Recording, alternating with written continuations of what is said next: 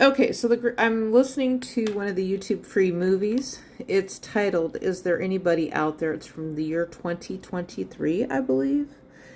And this woman has a novel idea, and she says something in terms of message content. And so they're sending signals and messages to outer space to try to communicate with aliens from other planets, if there's anybody out there. And she says, how in the world, this is what they're discussing, how in the world would anybody communicate, because here on Earth it's 2 + 2 = 4.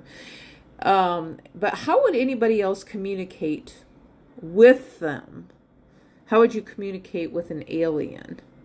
And so that's what they're looking at, is how would we communicate to someone on another planet? She is referencing how it should be sent. What would we say? She says, what would we say ourselves?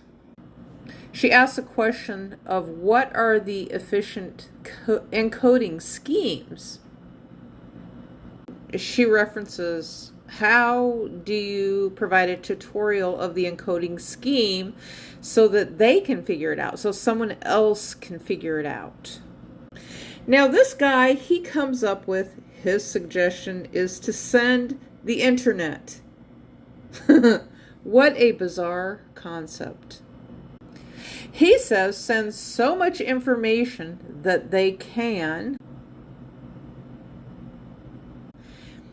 He actually has a pretty good idea there. He says send so much information that they can look through it, find pictures and videos and sounds and text. I guess that kind of makes sense, because if there is something else on the other planets that's very similar to Earth, then how would they know?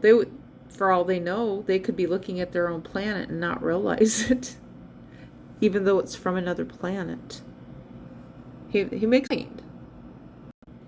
Now, see, I have kind of said this before, kind of like the hieroglyphics in the caves, and now thousands, maybe millions of years later, here we are deciphering and trying to interpret what the hieroglyphics are in the caves in Egypt and in Mayan caves around the world on our own planet.